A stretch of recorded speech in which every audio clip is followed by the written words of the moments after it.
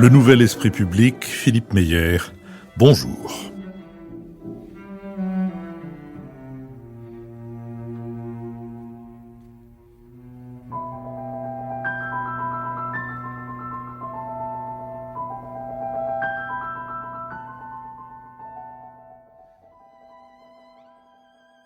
Bonjour, merci de nous avoir rejoints pour ce nouvel esprit public au cours duquel nous allons tenter d'éclairer certains aspects de l'actualité.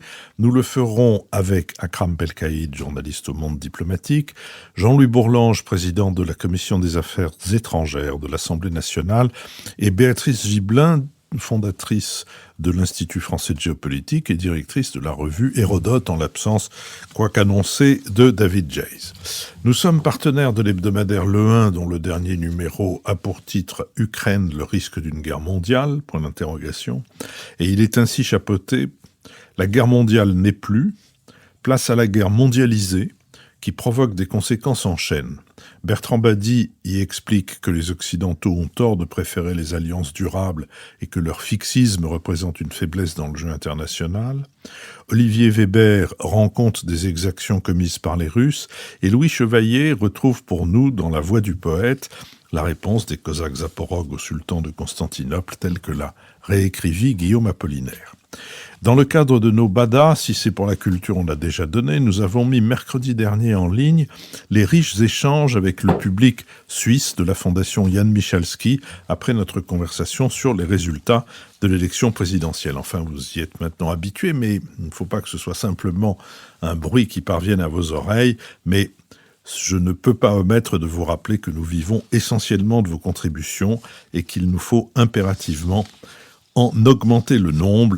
Elles sont défiscalisées à hauteur de 66% et elles ne pourraient pas mieux tomber.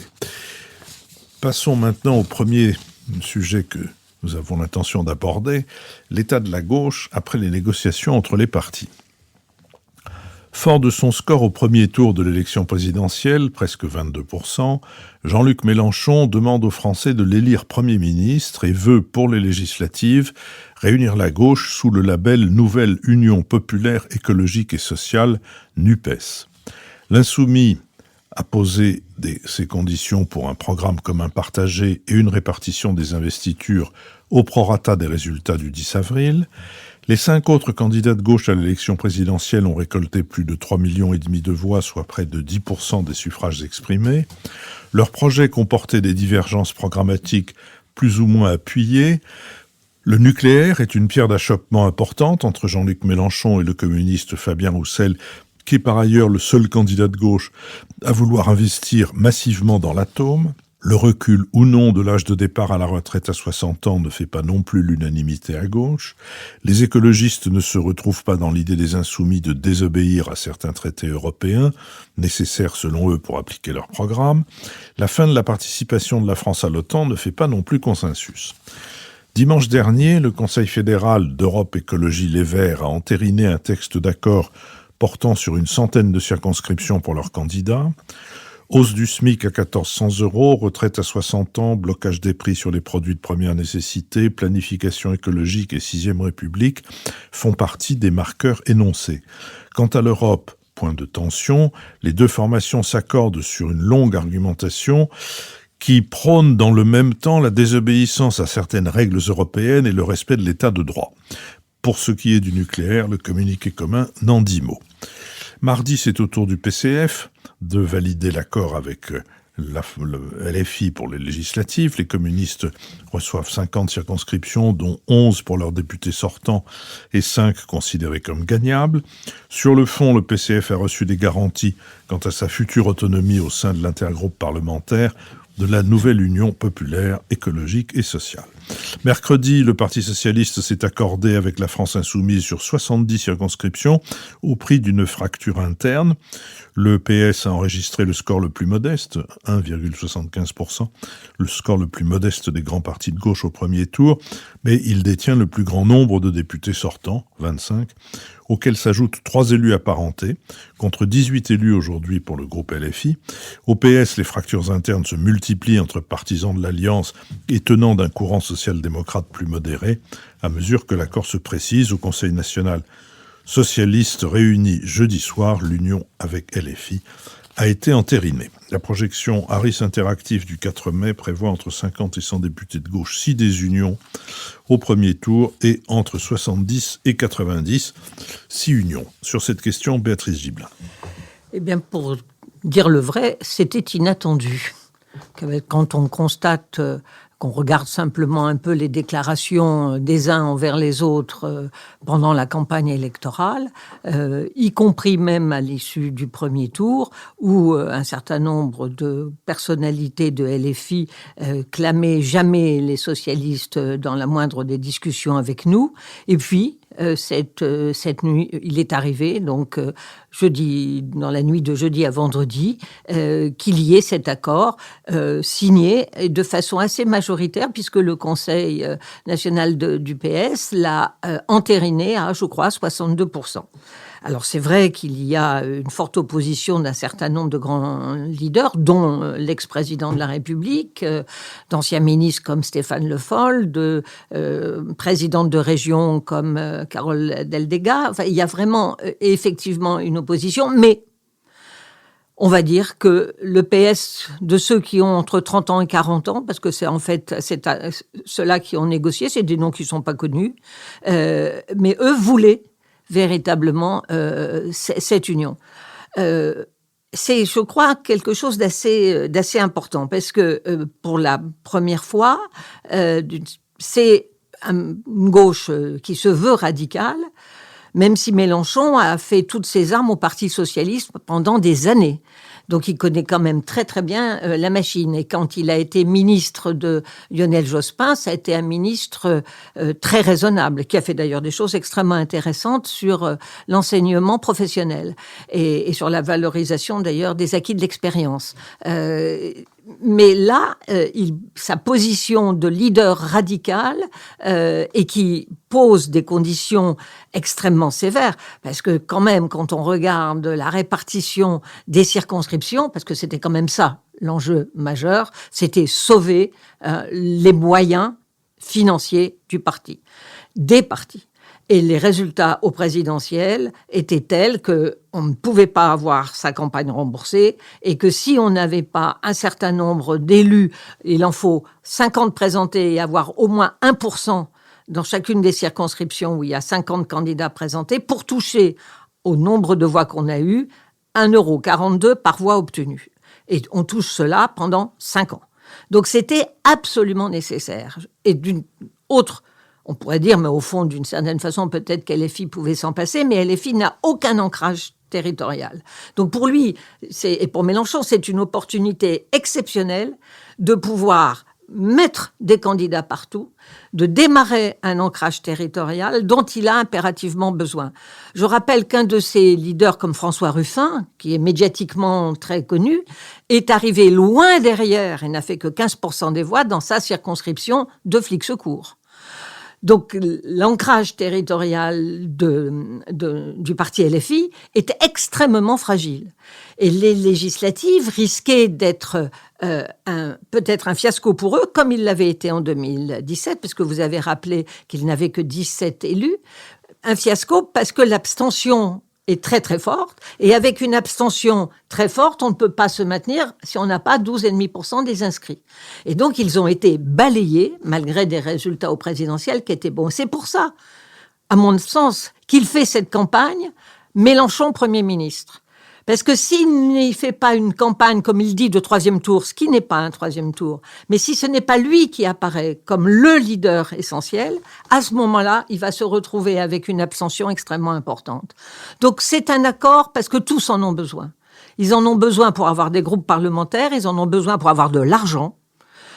Je pense que sur le fond, ils ne sont pas d'accord, vous les avez rappelé, ni sur l'OTAN, ni sur l'Europe, ni sur la retraite à 60 ans. C'est un détricotage en règle d'un certain nombre de lois qui avaient été passées sous le mandat de François Hollande, la loi El Khomri.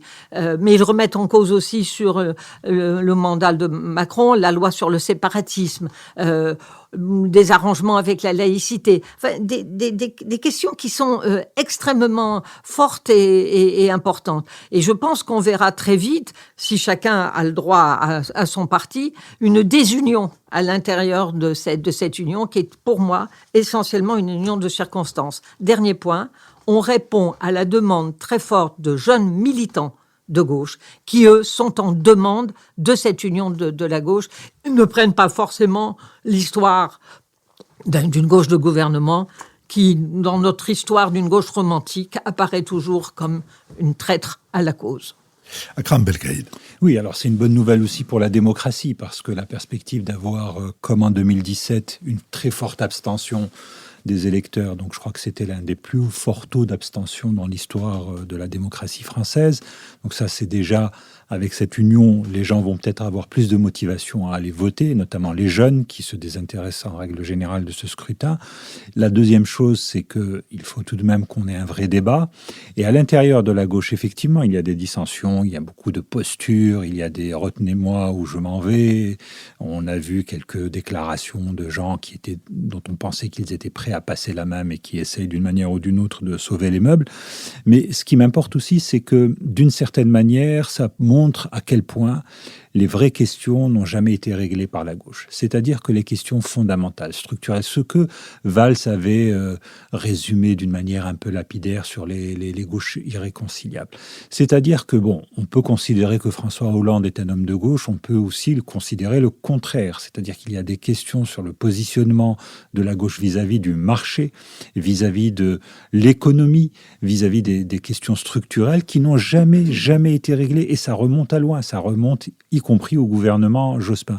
On voit que ce qui se dessine en filigrane derrière ces tractations, c'est cela aussi. C'est-à-dire, on est dans une circonstance où vous avez une grosse demande de nécessité de rebattre les cartes et de se déterminer par rapport à des questions fondamentales qu'on prend pour acquises, qui sont, c'est le marché qui décide, c'est l'État qui doit se retirer. Eh bien, il y a de nouvelles générations qui entrent en politique aujourd'hui qui ne sont absolument pas de cet avis-là. Et je crois que tous les états-majors tiennent compte tous les états-majors à gauche tiennent compte de cette problématique. L'autre chose que j'aimerais relever de manière assez rapide, c'est tout de même ces cris d'orfraie qu'on entend ici et là, notamment à droite, qui soudain estime que se porte au secours du PS, du Parti socialiste, en disant que Mitterrand doit se retirer, se retourner dans sa tombe, etc. Qu'entend-on ? Alors moi, j'ai fait une petite recherche et j'ai regardé les réactions au moment du programme commun, etc. Mais c'est exactement la même chose. On disait, voilà, à cause de Mitterrand, on va avoir les rouges à l'Élysée, on va avoir les chars soviétiques sur les Champs-Élysées, etc. Alors aujourd'hui, la menace russe, elle est oubliée, enfin, même si la menace soviétique n'existe plus, la menace russe est toujours là. Oublié, oui. Mais on a trouvé un autre ennemi. On a trouvé un autre ennemi. La manière, si vous voulez, de délégitimer cette union, c'est de dire que c'est la porte ouverte à l'islamisme ou que sais-je encore. Donc on revient d'une certaine manière, après avoir eu la paix pendant 15 jours dans l'entre-deux tours, on revient de nouveau à l'instrumentalisation de la question de l'islam en France, ce qui, à mon sens, est une très mauvaise nouvelle dans la perspective de 2027. Jean-Louis Bourlanges. Oui, moi je fais partie de gens qui me joignent au concert de ceux que vient de dénoncer Akram. Je crois effectivement que c'est une rupture très très profonde dans l'histoire de la gauche. Alors le cas Mitterrand est un peu à part. Je suis tout à fait d'accord sur le fait que le programme commun avait été accueilli avec des cris d'orfraie, mais le programme commun, tout ça, c'était l'ambiguïté machiavélienne de Mitterrand. C'est-à-dire que Mitterrand avait engagé un processus extrêmement complexe où il faisait semblant d'embrasser le Parti communiste, mais c'était pour l'étouffer. Et c'était une stratégie qui était très, très consciemment organisée et réfléchie et qui a parfaitement fonctionné. On a vu ce pauvre Georges Marchais se débattre dans ce piège et le Parti communiste n'y a pas résisté. Donc, mais pour le reste, je pense qu'effectivement, ça tourne le dos à une tendance absolument fondamentale de la gauche française qui a été incarnée successivement par Pierre Mendès France, par François Mitterrand, notamment en 83, et sur le plan géopolitique et sur le plan intérieur, par Michel Rocard, par Jacques Delors, et s'agissant des Verts, par Danny Cohn-Bendit. Donc on a, mais il y a d'autres noms. C'est-à-dire, c'est une tradition de gauche qui était fondée sur la reconnaissance de valeurs assez essentielles, qui sont la liberté, le goût de la liberté, des libertés aussi, le respect de l'état de droit, de la démocratie représentative, de la solidarité multilatérale européenne et donc de la sécurité collective à travers l'Alliance Atlantique, qui est quand même une grande production de la gauche, depuis Léon Blum en réalité, mais Guy Mollet a signé le traité de Rome, Mitterrand a refusé de sortir la sortie de l'OTAN, il a voté contre la sortie de l'OTAN, il est resté extrêmement attentif à la solidarité atlantique et il n'a pas séparé, lors de son discours de Bonn, il n'a pas séparé la relance de l'Union européenne qui a abouti à Maastricht, il ne l'a pas séparé de l'ancrage dans l'alliance géopolitique avec le soutien à l'installation de fusées Pershing pour faire pièce au SS-20. Donc on avait quand même un corpus tout à fait important avec une difficulté majeure que vous avez signalée, et qui est très juste, qui est le rapport à l'économie de marché. Nous sommes la gauche française et la seule parmi les gauches de l'Europe occidentale à avoir un rapport extrêmement malheureux, extrêmement tendu avec l'économie de marché, et elle a toujours biaisé avec les exigences de l'économie de marché, c'est-à-dire qu'elle les a reconnues de facto, mais elle n'a jamais accepté idéologiquement de la remettre en cause. Et cette contradiction-là a pesé sur toute l'histoire de la gauche française, et la distingue notamment de la gauche allemande, de la gauche espagnole, de la gauche scandinave, de la gauche néerlandaise, pour ne citer que quelques-unes des gauches. Donc on avait ça. Et là, c'est une rupture très très profonde de ce courant historique qui a consisté à arracher la gauche à la radicalité et entre les deux traditions de gauche qui sont la tradition révolutionnaire plus ou moins blanquiste et bolchevique, issue d'un ultra-jacobinisme, et la tradition américaine du Parti démocrate américain.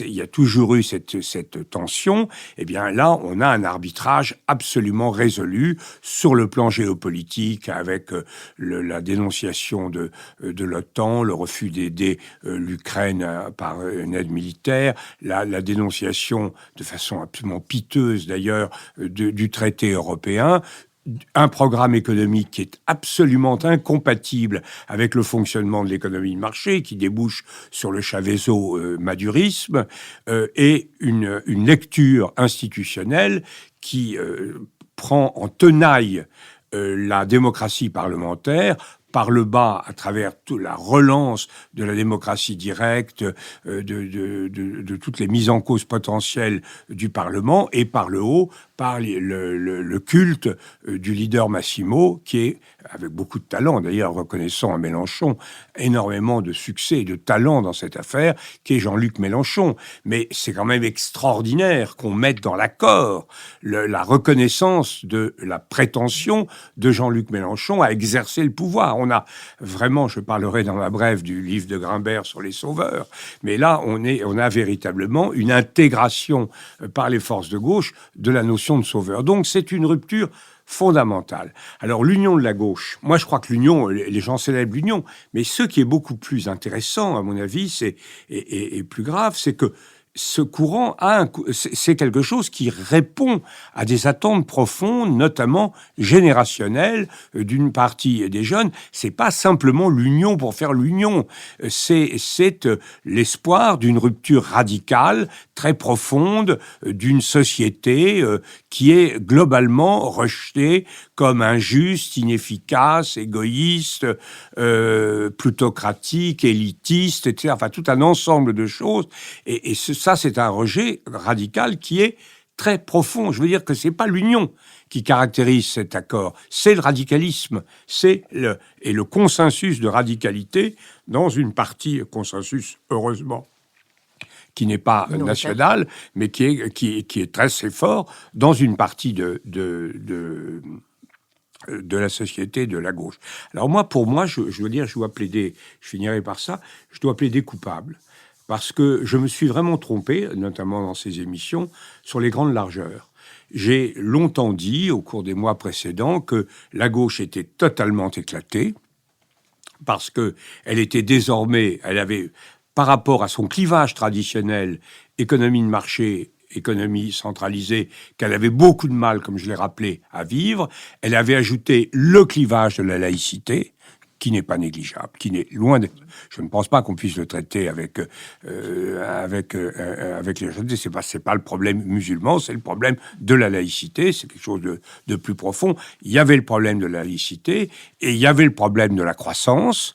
Il y avait le problème de l'Europe, il y avait le problème de la croissance, c'est-à-dire que pour la première fois, on rompait avec l'héritage cartésiano-marxiste de maître et possesseur de la nature, etc. Donc, quand je voyais cet éclatement fondamental de la gauche, je me disais qu'il y avait effectivement une récupération par les macroniens de la dimension multilatérale,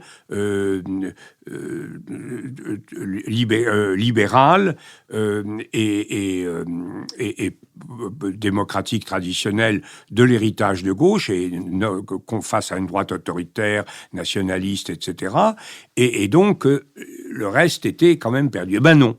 Ce que Mélenchon a réussi, à mon avis de façon extrêmement dangereuse, mais extrêmement admirable du point de vue stratégique et tactique. Moi, chapeau l'artiste. Hein. Ce qu'il a réussi, c'est à reconstituer un bloc autour de ce qui me paraît être les valeurs les plus destructrices, les plus suicidaires de la société française aujourd'hui. Et je suis donc, comme dirait Léon Blum, quand il écoutait Marcel Déat au Congrès socialiste de 33 ou 34, je suis épouvanté.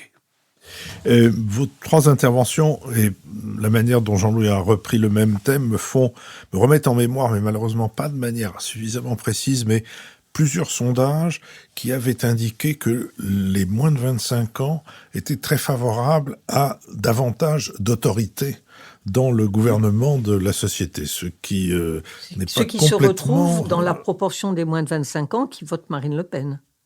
Puisque nous avons des moins de 25 ans qui votent pour LFI, mais nous avons des moins de 25 ans qui votent aussi, beaucoup plus, pour Marine Le Pen.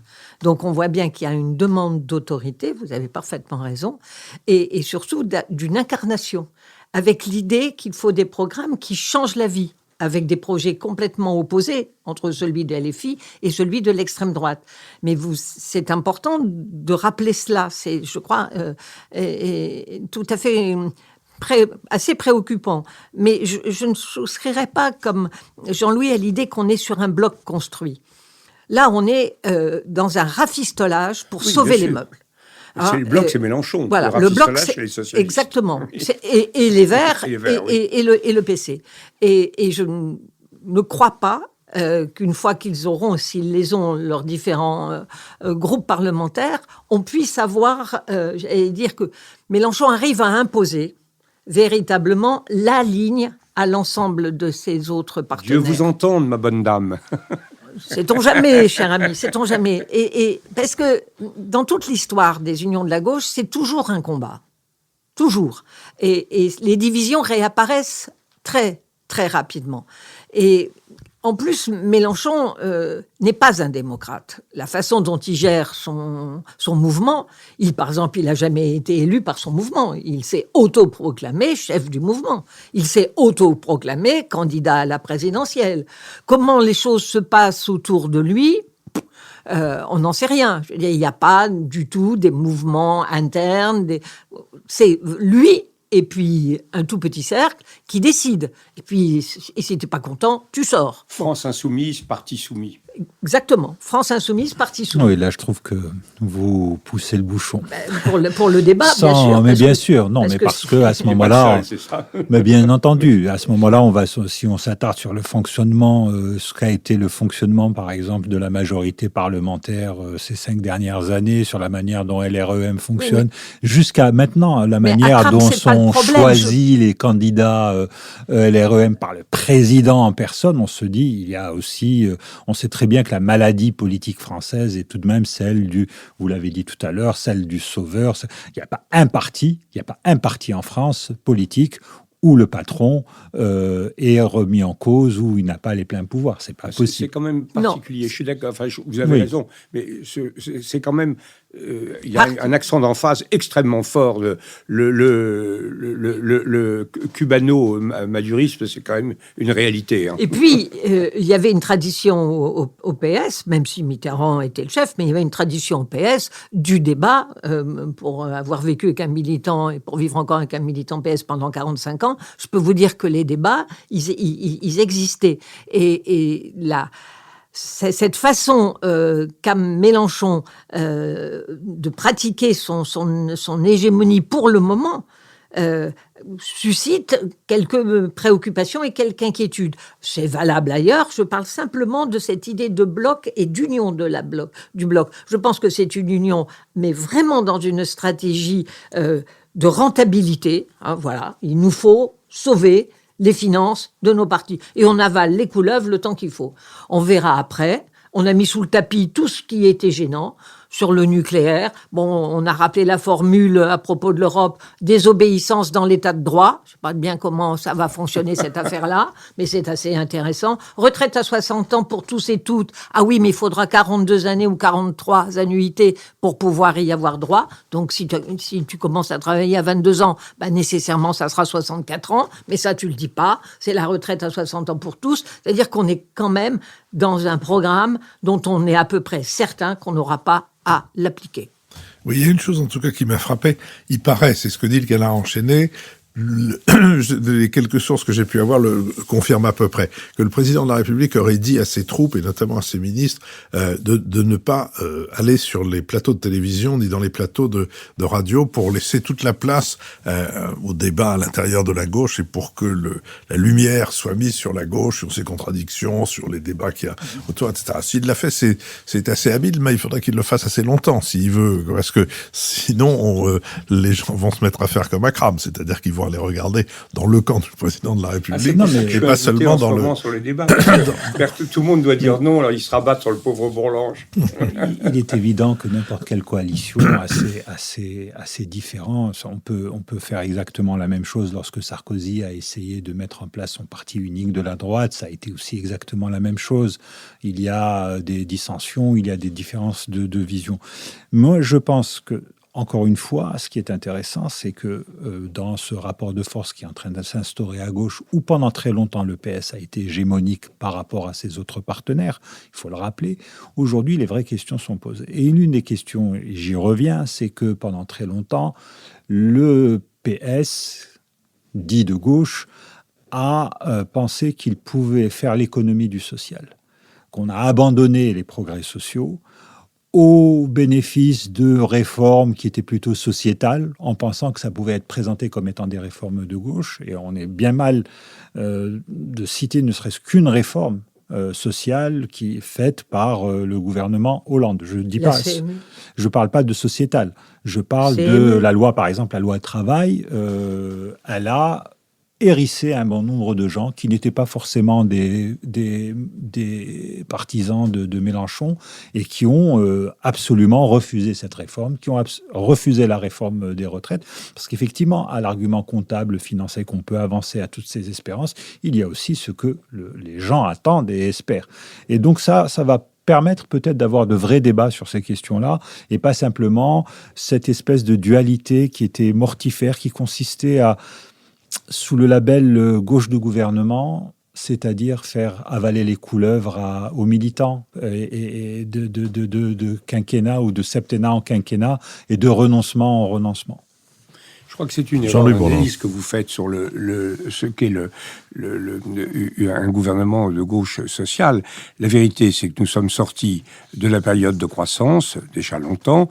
Nous sommes dans une période de stagnation relative, de menaces internationales en termes de compétitivité extrêmement forte, et que donc l'enjeu véritable sur le plan social, c'est la sauvegarde de l'État-providence, c'est la sauvegarde de mécanismes incroyablement favorables et où nous sommes, nous Français, parmi les plus généreux. Moi, j'ai regardé l'autre jour attentivement pour examiner les problèmes transfrontaliers entre l'Allemagne et la France. La couverture sociale des Français est infiniment supérieure à celle des Allemands. Oui, donc le problème, c'est de sauvegarder ça, et c'est certainement pas de faire des promesses vraiment inconsidéré et infinançable. Quand je parle de madurisme ou de Chavezo-madurisme, c'est que l'application, ce que vous appelez on va enfin faire du social, on va pas faire du social du tout, on va créer un ensemble de déséquilibres, nous n'avons absolument pas les moyens de faire ça. Oui, quand je regarde les démocraties scandinaves, toutes les grands pays de gauche, ils sont attentifs à maintenir une politique d'égalité, à maintenir une politique de protection, à maintenir une politique de sécurité, mais ils savent que les marges de manœuvre économiques sont extrêmement strictes. Or, la caractéristique de la démarche de Mélenchon, c'est de dire qu'elle n'existe pas. Alors, vous avez évoqué le désir d'autorité chez les jeunes, les moins de 25 ans. Moi, je l'analyserai autrement. Je dirais qu'il y a un besoin d'État, de présence d'État et de visibilité d'État dans un contexte où nous vivons un démantèlement des services publics. On a des menaces sur les services publics. On le voit bien au quotidien, dans la vie des gens, quand on est hors des grandes villes comme Paris. L'État est de moins en moins présent. Pourquoi est-il de moins en moins présent ? Parce qu'il a de moins en moins de moyens. Et pourquoi est-ce qu'il a de moins en moins de moyens ? Ça relève des politiques fiscales qui ont été suivies au cours des 2 dernières décennies, qui font qu'aujourd'hui, on a un appauvrissement des moyens d'État. Alors certes, on va m'expliquer qu'en rapporté en pourcentage de PIB, les dépenses publiques demeurent élevées. Il n'en demeure pas moins que c'est cette couche d'austérité qui est appliquée, notamment qui est une conséquence des baisses de fiscalité depuis une trentaine d'années. La conséquence, c'est là. Et donc, on est tout de même, aujourd'hui, c'est d'ailleurs, depuis le début du débat, on n'a pas du tout évoqué ce mot, on est tout de même dans un contexte qui n'est pas celui du ruissellement en France, mais qui est quand même celui de l'aggravation des inégalités. Toutes les études qui sont publiées au cours de la dernière décennie le démontrent. C'est-à-dire qu'on a un accroissement des richesses au sommet de la pyramide et on a un appauvrissement patent de la population. Et tout à l'heure, vous parliez de danger. Oui, effectivement, on rentre dans une grande période d'incertitude. Le choc va être rude. La Réserve fédérale américaine vient de relever ses taux directeurs d'1 demi-point. Ça veut dire que le crédit va renchérir. On rentre dans une période où il va falloir combattre l'inflation, c'est-à-dire où l'épargne populaire va être affectée par l'inflation qu'on continue d'une certaine manière à nier. Et là, on va bien voir quelles vont être les mesures qui vont être prises pour contrer ça. Et c'est vraiment le domaine de la gauche que de se déterminer par rapport à ça. Votre problématique n'est pas la bonne. C'est faux de dire qu'il y a un désarmement fiscal. La puissance publique comme vous l'avez d'ailleurs reconnu, a énormément d'argent. Pourquoi est-ce qu'avec cet argent, on fait si mal ? C'est ça la question. Pourquoi est-ce qu'on a un système éducatif qui est pareil aux réfugiés ukrainiens comme totalement non performant? Pourquoi est-ce qu'on a une sécurité, une justice qui fonctionne aussi mal? On met énormément d'argent l'argent, un pognon de dingue, disait le président de la République, et provoquait scandale. Donc la question n'est pas du tout celle d'un désarmement financier ou budgétaire de l'État. Nous aggravons les déficits dans des proportions qui sont très préoccupantes et qui me préoccupent personnellement. Mais la question est de savoir pourquoi. Et là, il n'y a pas une demande d'État, il y a une demande de désobéissance générale dans la société, et il y a une extrême difficulté à avoir une fonction publique performante. Moi, je suis de ceux qui n'ont jamais demandé la réduction du nombre de fonctionnaires, parce que je crois que c'est une espèce de bouc émissaire absurde. En revanche, la réflexion en profondeur sur les dysfonctionnements du service public, ça, et la façon de l'améliorer, c'est au cœur du problème. Et ça, n'attendez pas de M. Mélenchon qu'il fasse le moindre geste dans cette direction. Il est préposé à la conservation de toutes les rigidités, de toutes les inerties et de tous les immobilismes. Béatrice Gibelin. Oui, je pense que je ne suis pas d'accord avec vous quand vous dites que l'État abandonne les territoires et abandonne... il y a une répartition de la population française qui a considérablement changé. Et donc, il faut mettre des services là où il y a beaucoup de monde. C'est très difficile de maintenir une maternité quand on a 10 habitants au kilomètre carré, comme dans le Morvan, par exemple. Un acte qui ne se fait pas régulièrement est un acte dangereux. Et donc, il est extrêmement important... C'est pas ce que disent beaucoup de médecins. Ça, c'est l'argument habituel. Écoutez, je suis aussi d'un milieu médical, donc ça, je peux le connaître. Mais surtout... vous regardez, la chose qui est intéressante, c'est quand vous regardez la carte des résultats électoraux de Jean-Luc Mélenchon, il n'est pas présent dans les zones les plus marquées par la pauvreté, par la désindustrialisation. Il n'est pas présent dans le bassin minier. J'ai cité Ruffin sur la Somme, je pourrais le citer sur le Nord-Est. Il est très présent dans la banlieue nord de Paris, dans la banlieue est de Paris, et il est présent au sud, dans les Cévennes, dans la Drôme provençale, dans l'Aveyron, dans l'Ardèche. C'est une géographie qui montre bien que ce n'est pas un vote populaire, pauvre, qui croit en Mélenchon, parce que ça, c'est le vote qu'a eu Marine Le Pen très majoritairement. C'est entre 15% pour Mélenchon, 30% pour Marine Le Pen. Et ça, c'est une préoccupation qui est importante. Je vous propose que nous intéressions au reste du monde, parce qu'il s'y passe quand même un certain nombre de choses, et notamment aux conséquences de la guerre en Ukraine pour ce reste du monde. Le président américain a demandé au Congrès de voter une enveloppe de 33 milliards de dollars pour aider l'Ukraine. Il ne s'agit pas seulement d'aider ce pays, mais selon les mots du secrétaire à la Défense, d'affaiblir la Russie. Début mars, 13 milliards 600 millions de dollars dévolus à l'Ukraine avaient déjà été inscrits au budget. La nouvelle allocation, donc de 33 milliards, serait destinée pour les 2/3 à la seule assistance militaire. Le reste du plan se décompose entre aide humanitaire et appui économique au gouvernement ukrainien.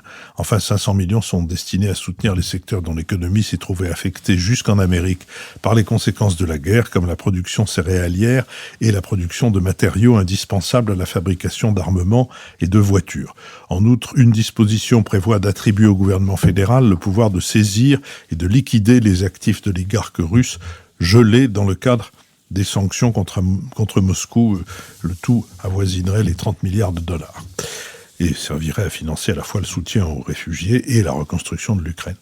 La Commission européenne a annoncé souhaiter instaurer un embargo progressif sur le pétrole russe. L'Allemagne craint des perturbations. La Hongrie s'y oppose au nom de sa sécurité énergétique. L'attitude de certains producteurs de pétrole du Golfe complique les efforts de diversification d'approvisionnement des pays européens.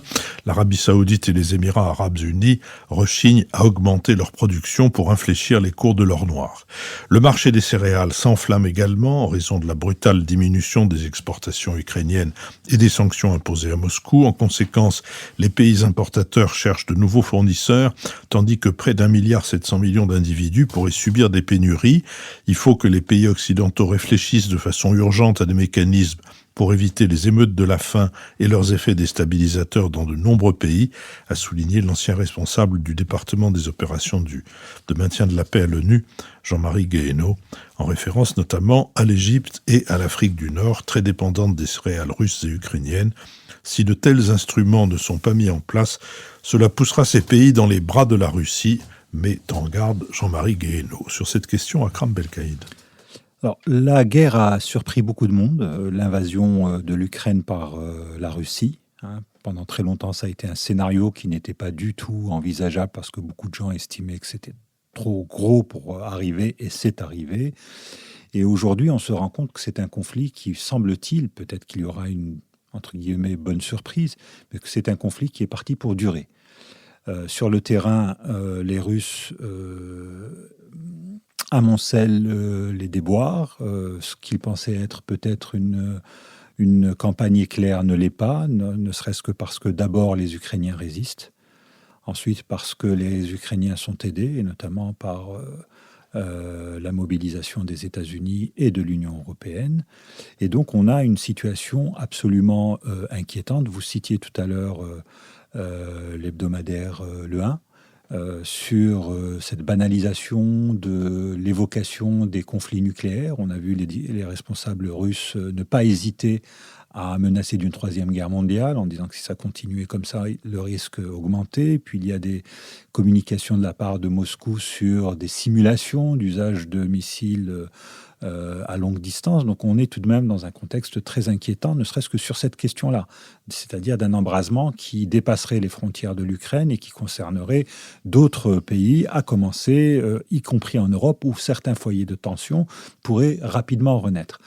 L'autre problématique, bien entendu, est celle, vous l'avez cité, des conséquences de la mise hors jeu, même provisoire, de la Russie et de l'Ukraine sur le marché des céréales, mais aussi de tout ce qui peut être intrant pour l'agriculture.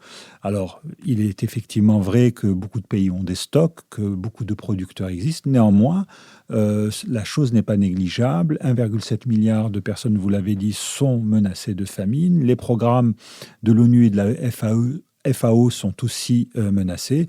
Et puis, avec une tonne de blé tendre au-dessus de $400, beaucoup de pays vont avoir du mal à boucler leur budget. Je rappelle que, par exemple, qu'un pays comme l'Égypte, qui est l'un des plus gros importateurs mondiaux de blé, budgétise la tonne de blé à peu près $220-250. Donc, on voit tout de suite quels problèmes vont se poser à ce pays où le pain est l'aliment unique parfois pour des millions de personnes.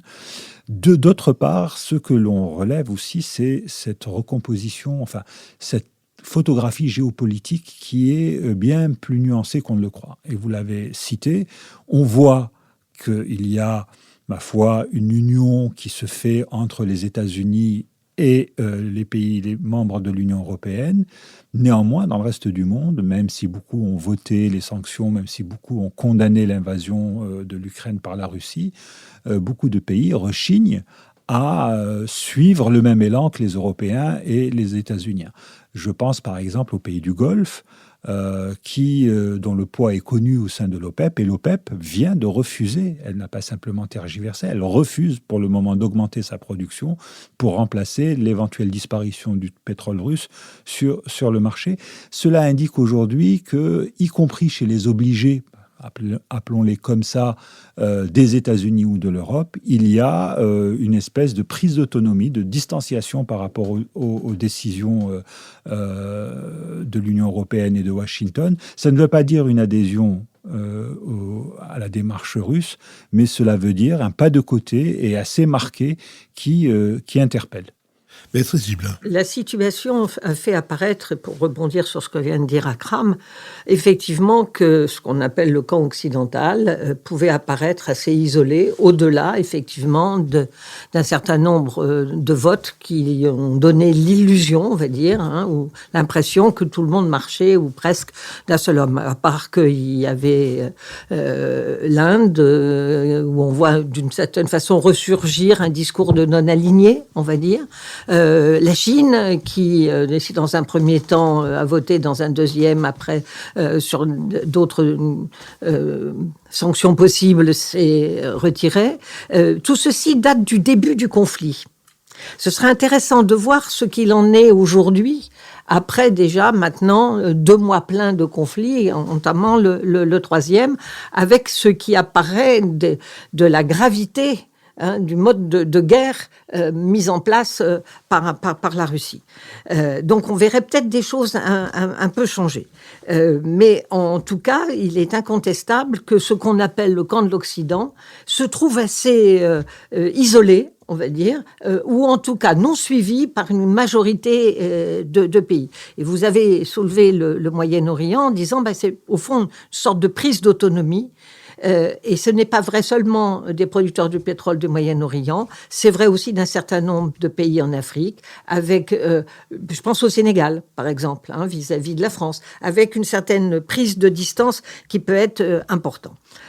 Ça, c'est un premier point. Le deuxième point, c'est la Chine, qui me semble tout à fait intéressant. Parce que la Chine, si on était allé dans une victoire rapide de la Russie, comme ils le pensaient tous, alors à ce moment-là, être du côté des vainqueurs, on était les autocraties avec leur nouveau modèle et qui étaient très efficaces. Et donc, on dannait le pion, d'une certaine façon, on dannait le pion aux Occidentaux. Mais c'est pas ce qui se passe. C'est pas ce qui se passe, et malgré une armée très puissante, sur laquelle Poutine a consacré beaucoup d'argent pour la remettre en état, qui avait été victorieuse, entre guillemets, en Syrie, mais en Syrie, on a bombardé Alep, on a bombardé la Ghouta, puis on n'a pas fait grand-chose d'autre. Bon, prendre un pays de 44 millions d'habitants sur une superficie qui est plus grande que celle de la France, ça se passe pas de la même manière. Et donc aujourd'hui, pour la Chine, c'est quand même un peu gênant de soutenir quelqu'un qui ne gagne pas si vite que ça. Il va gagner sans doute un peu une partie du territoire ukrainien, mais c'est même pas sûr. Et donc, pour lui, pour les Chinois, compte tenu de l'importance du marché américain et du marché européen, c'est quand même un peu délicat de se mettre très franchement du côté de la Russie. Et je pense que la position un peu attentiste de la Chine aujourd'hui est intéressante à regarder. Et c'est quand même la future première économie mondiale. Bien. Le deuxième point qui est important, c'est l'Inde, qu'il faut prendre en compte. L'Inde est un allié de la Russie contre la Chine depuis la fin des années 50. Elle deal avec la Russie sur le pétrole sans hésiter. On a un parti nationaliste au pouvoir en ce moment, Modi. Je pense que c'est là aussi un poids à prendre en compte important dans les rapports de force. Puis le dernier point que je vais dire, c'est l'Europe. C'est que l'Europe, dont on ne s'attendait pas du tout à ce qu'elle réagisse de cette façon-là, on pensait même que cette union craquerait beaucoup plus vite qu'elle ne craque, puisqu'on va vers sans doute un arrêt petit à petit du pétrole russe, avec des aménagements pour la Slovaquie, pour la Hongrie, mais il y a assurément un réveil enfin, j'allais dire, de l'Europe, avec sans doute le projet d'une défense autonome européenne, ce que voulait le président Macron depuis son discours de la Sorbonne. Jean-Louis Bourlanges. Oui, je crois que ce que vient de dire Béatrice est tout à fait juste. Il me semble que si on analyse la situation en termes de confrontation entre l'Est et l'Ouest, l'Ouest a l'avantage par la force de la coalition, son dynamisme économique, sa richesse, les moyens militaires, etc. Mais, en revanche, ce que disent les Russes, c'est qu'il faut analyser l'Ouest par rapport au reste. Leur expression, c'est le reste et non pas l'Est. Et le reste, effectivement, la situation des Occidentaux est loin d'être aussi enviable et aussi forte. Et on l'a vu quand on regarde les États africains qui les États d'Afrique du Nord sont massivement ils sont pas alignés sur les Russes, ils se sont désolidarisés des Occidentaux. L'Afrique du Sud, l'ensemble de la péninsule arabique est extrêmement, Béatrice vient de le rappeler, extrêmement prudente. L'Inde et la Chine, qui sont les frères ennemis, sont de ce point de vue-là solidaires dans le scepticisme. Donc on a véritablement une rupture. Alors les Russes essaient d'exploiter ça en retrouvant, et avec non sans un certain succès, mais relatif, en essayant de retrouver les combats anticolonialistes, en disant c'est une fois de plus l'Europe qui que quoi. Ça marche moins bien, ça marche pas très très bien, parce que il y a beaucoup de gens qui sont quand même très sensibles au fait que l'Ukraine est un pays indépendant, un pays souverain, et qu'on doit lui foutre la paix, et que tous les pays qui sont indépendants et souverains ont envie qu'on leur foute la paix. Donc le système ne marche pas. Mais à mon avis, ce qui marche et ce qui est assez préoccupant, c'est le syndrome de la guerre civile européenne. Je prends cette expression, je l'emprunte au regretté maréchal Lyautey, qui en 1914, quand la guerre a éclaté, a dit « mais ils sont fous, c'est la guerre civile des Européens », ce qui était assez juste, il faut dire. Et il avait très bien compris que c'était la clé d'un affaissement et d'un abaissement complet. de l'Europe. Et j'ai l'impression que pour beaucoup de gens, cette guerre, dans le monde en développement, cette guerre apparaît comme une guerre entre Européens, donc qui leur est totalement étrangère. Moi, c'est l'impression que j'ai ressentie en Afrique. Quand je discutais avec le président du Sénégal, il disait oui, c'est très préoccupant, l'Ukraine, etc. Mais enfin, vous savez, c'est une guerre des Européens. On a du mal à sensibiliser toutes les populations africaines à cela. Et je pense que c'est quelque chose de très réel, que de dire, voilà, il y a les anciennes puissances coloniales, la Russie en fait partie, ne serait-ce que par l'Afghanistan, par un certain nombre de choses, les anciennes puissances coloniales se déchirent entre elles. Et je pense qu'il y a là quelque chose de très préoccupant.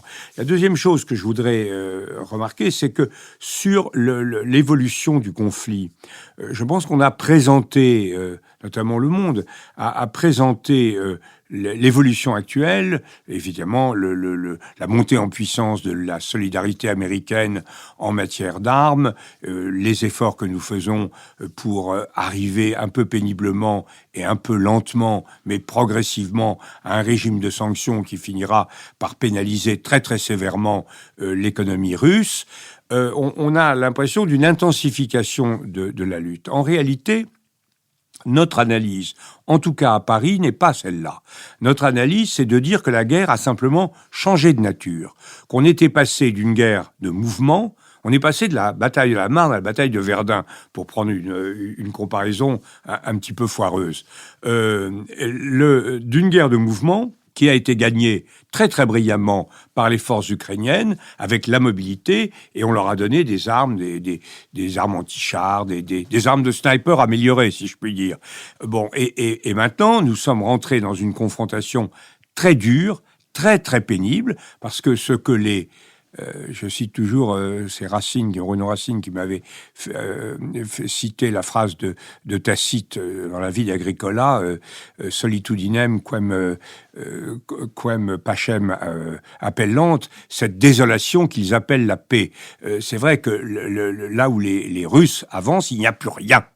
Il y a plus un bâtiment qui tient debout, il y a plus de population, il y a quelques vieux qui n'ont pas pu partir, qui errent en quête de nourriture. C'est absolument tragique. C'est pas une conquête, c'est une destruction. Mais on est donc confronté à une guerre très différente, qui implique effectivement des moyens militaires différents. Les Russes ont été beaucoup moins bons qu'ils n'étaient pensés, qu'ils n'étaient escomptés, notamment par eux. Les Ukrainiens ont été bien meilleurs que ce que tout le monde pensait. L'équilibre est quand même très incertain, très fragile. La Russie est quand même a beaucoup plus de puissance, et donc on adapte notre effort, d'où les canons. On adapte notre effort au changement de la guerre. La troisième chose que je vous dis, je termine par ça. Est-ce que nous avons raison est-ce que les Américains ont raison de combiner la guerre vocale à l'intensité de l'effort de soutien aux Ukrainiens?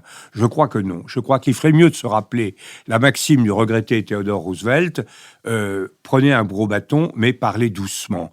Et je pense que le défi, l'idée de substituer à la défense, à la sauvegarde de l'indépendance de l'Ukraine, de sa souveraineté, de son territoire et de ses frontières, de substituer à ça un défi géopolitique traditionnel entre les États-Unis et la Russie, c'est très mauvais. Ça accule Poutine dans ses derniers tranchements, et je crois qu'il a quand même démontré que quand on le cherchait, on le trouvait, et qu'il n'est pas nécessaire de le chercher sur d'autres terrains que celui qui compte pour nous aujourd'hui, qui est la défense de l'Ukraine. L'heure a sonné de notre dernière séquence, la séquence des brèves, que j'ouvrirai avec 2 recommandations.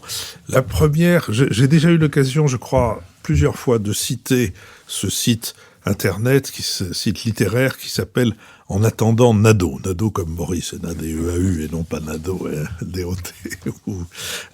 Maurice Nadeau.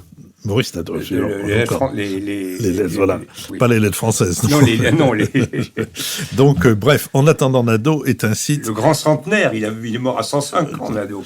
Un site extrêmement riche. En ce moment, à l'occasion de la parution de cet inédit de Céline, de ce manuscrit retrouvé de Céline, qui s'intitule Guerre et qui fait l'objet, d'un nombre considérable d'articles qui manquent un peu de recul pour être poli et d'être dans la litote. La lecture de ce site, En attendant Nado, de toute façon, c'est une lecture profitable, quelles que soient les périodes. Mais en ce moment, je dirais qu'elle l'est particulièrement. Puis ma deuxième recommandation, pour les personnes qui n'ont pas eu l'occasion de déjà voir ce spectacle, et c'était mon cas, d'aller voir le Cendrillon de Joël Pomera au Théâtre de la Porte Saint-Martin. Pas seulement à cause de toutes les trouvailles de mise en scène, les trouvailles de jeu avec les images, les lumières, les acteurs, les costumes, la rapidité avec laquelle tout ça est conduit, mais bien sûr d'abord à cause du contenu. Il ne s'agit pas du tout d'un sacrifice à la réussite formelle, il s'agit d'une réussite formelle au service d'un contenu. Ce contenu est une lecture de Cendrillon qui est la lecture, je dirais... Alors, Jean-François Revel soutenait que souvent, dans la poésie, on y cherchait la tristesse. Parce que, comme ça, on savait qu'on n'était pas triste dans la vie, et on se payait un petit voyage en tristesse, et que, au fond, quand on est sûr d'en sortir intact, c'est bien agréable. Il y a quelque chose de cette nature, de cette démarche dans la manière dont Pomera regarde cette histoire de Cendrillon, qui est une histoire fondamentalement triste, et dans laquelle il fait ressortir tout ce que, en général, on n'utilise que comme mise en valeur d'une fin heureuse. Béatrice Gibelin. Moi, c'est un ouvrage qui a été réédité il n'y a pas très longtemps, qui était sorti en 2017 aux éditions du Cerf, qui sont Les misères de l'islam, qui a été écrit par Didier Lesky. Didier Lesky est un haut fonctionnaire, il a été préfet de la Seine-Saint-Denis, il a été au bureau des cultes du ministère de l'Intérieur, et il est à l'heure actuelle, il vient d'être renouvelé, directeur de l'Office français de l'immigration et de l'insertion.